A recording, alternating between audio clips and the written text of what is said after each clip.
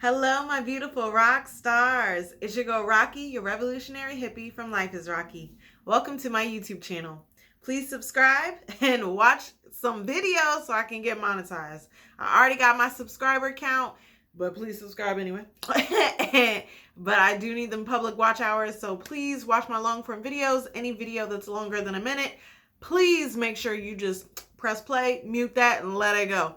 Help me get these watch hours so I can get monetized. Thank you. All right, so today, check out, I'll put it in the description above as well as at the end of the video, but check out what's in my hospital bag, or what do you put in your hospital bag, as well as my childbirth experience, so you can hear about that. My childbirth experience is 2 videos, but I'll make sure to include that wherever. But and then forgive any mom brain that may happen. I am now about to be 7 weeks postpartum, so yay. And I'll make a video about my postpartum experience. Stay tuned, y'all. Check out my Mommy Fever playlist. Hello. All right, let's get into today's video, which is me reflecting on what actually was necessary in my labor and delivery. Okay. So just for GP, my labor was 30 hours. I checked in on a Monday night around 9 p.m. and then I had my baby girl the next evening. So I was there about 30 hours. Well, I was there for that time frame, and then my labor started about 1 p.m. on that Monday. So that was the deal. So here are some things that I'm definitely glad that I brought / had. So first and foremost, my labor playlist, and then I had a speaker as well. My labor playlist was fucking fire. I might make content with it, but copyright and stuff. We'll see. We'll see how I do. I may make some shorts to the songs that I used in my playlist, but not all the songs are streaming, I guess. But I had a fire playlist. It was timed perfectly going along with my labor, so it was amazing. Definitely create yourself a labor playlist. It was a mix of calm and meditative and affirmational, and then upbeat and get you pushing and going and stuff. So yeah, it was a beautiful playlist. Highly recommend creating your own playlist and then bringing a speaker, because that shit was gold. Okay. I also had a birthing ball, both at home and at the hospital. I didn't bring my birthing ball. They had their own. So check to see what your hospital provides. The birthing ball was great. I was bouncing on it to the labor playlist. So it was great to get me moving, to again help with getting baby down. And then, yeah, it was really great. Let's see. I also brought my yoga mat, which was great because I ended up being on the floor at some point. The bed is just too high. And I didn't, I was on my knees, fully child's pose type of thing. I was down, and that being on the bed like that is weird to me. It feels weird to me. I wanted to be on the floor, and I knew I wanted to be on the floor. So I brought my yoga mat for that purpose. And it was great because I ended up being on the floor. And again, it just allowed me to move. Again, labor is great in upright positions. You're using gravity to bring your baby down. So yeah. And then again, it was adding versatility as far as where I could be in the hospital space. Let's see.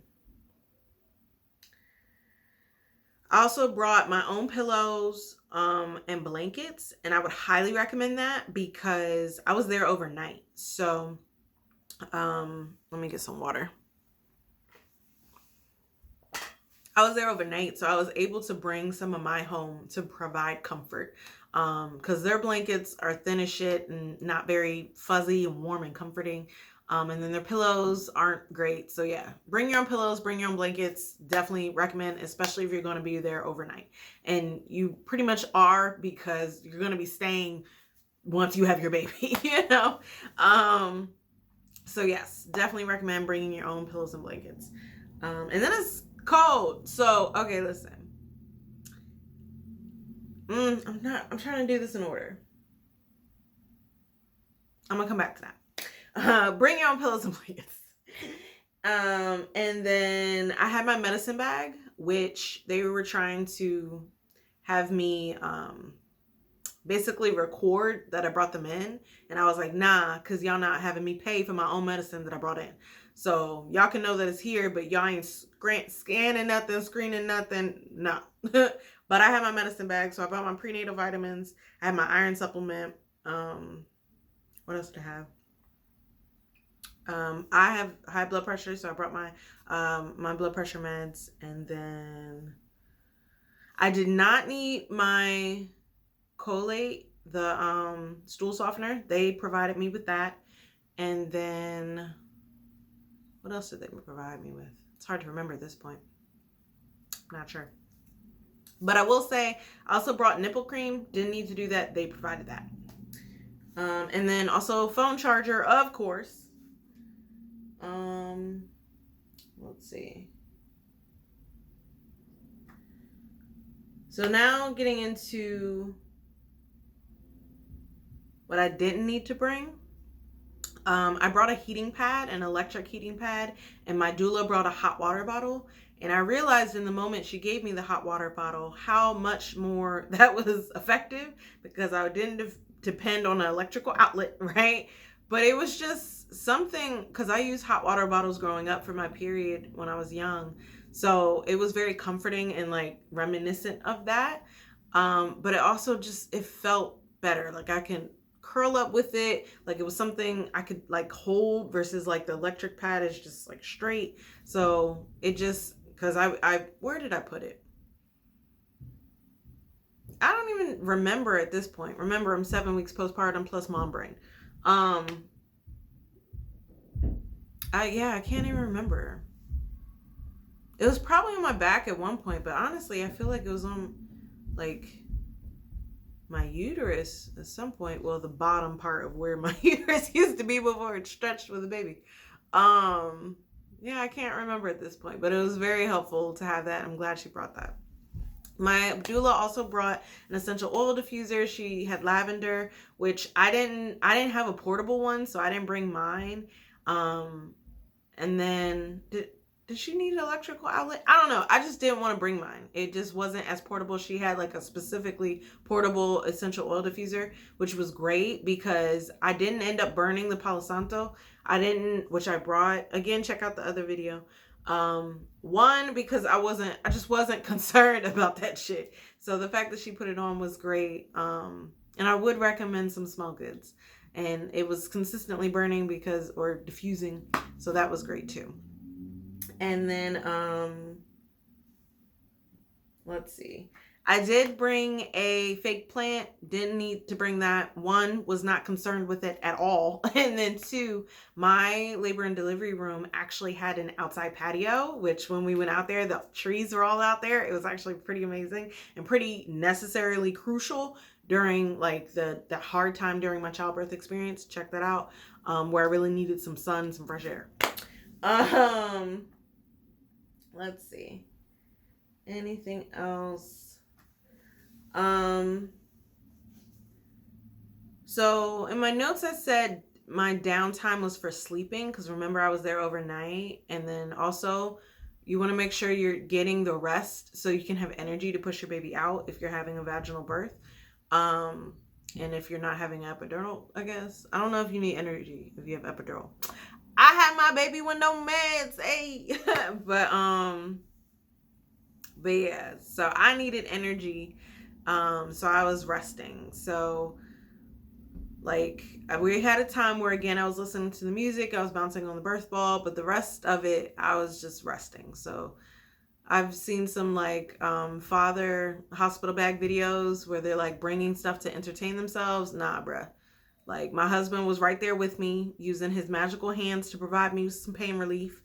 And if not, he was sleeping, you know, and then I was sleeping. So not everybody's able to sleep between contractions. I did bring an eye mask, but we were able to control the lights in our room, so we were able to turn it down for the overnight and actually get some rest. And I was like, my doula said I was snoring between contractions. I would be snoring, sleep, wake up, have a contraction, and then go back to sleep. Not everybody able to do that, so make sure you can account for sight and sound, whether that's bringing an eye mask, bringing headphones, yeah, to try to create that comfortable atmosphere so you can get some rest. Okay. And then speaking of fathers, my husband has a lot less body fat than I do, especially when I was pregnant. So he needed a lot more clothes. Where we were in our room once we transferred to mother baby, but also in the labor and delivery, it was like freezing cold, specifically in that area. Mind you, I'm going through labor, I'm going through delivery, I have a baby now on me, so there's a lot more heat. He was freezing because he's like over there by himself, so he needed a lot more blankets, a lot more clothes as far as layers. And then he also needed more food. I'm provided with food at the hospital, but he was not, and he would have to pay for food if he went down to the cafeteria. So make sure you bring snacks, make sure you bring like prepped meals. We did have a refrigerator in our room. My husband just ordered out, did DoorDash. But yeah, food would be helpful for the fathers since that's not included in the hospital. And I did, on my Mommy Fever playlist, post a video of what I ate in the hospital, and it was actually pretty good. So check that video out. And then, yeah, so that's it. But the biggest thing I would say took up space in my hospital bag that I did not need was clothes. Now, I brought my own hospital gown for labor and delivery. Definitely recommend that.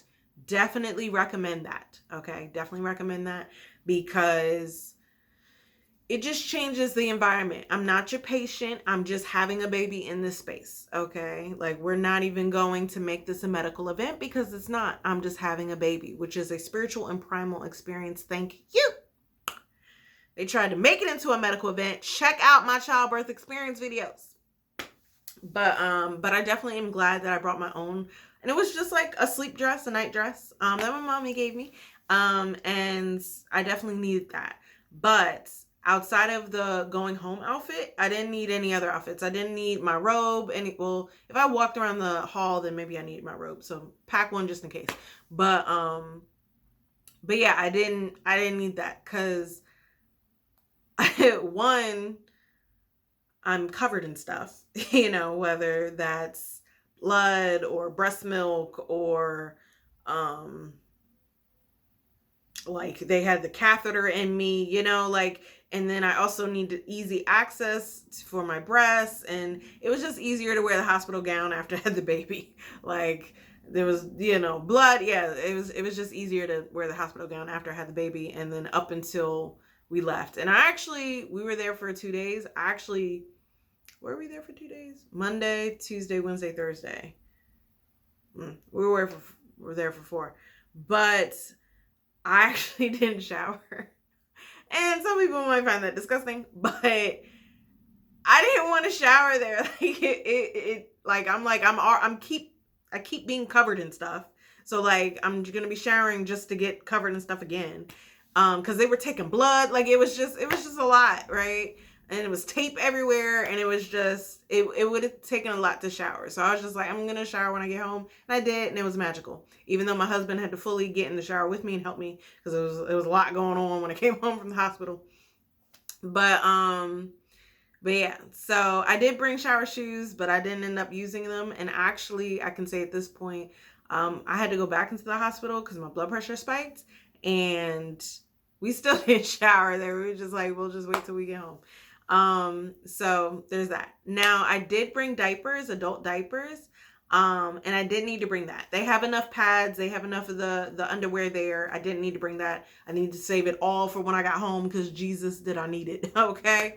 So yeah, definitely take the pads and panties that they give you and adult diapers when you get home, but you don't need it at the hospital.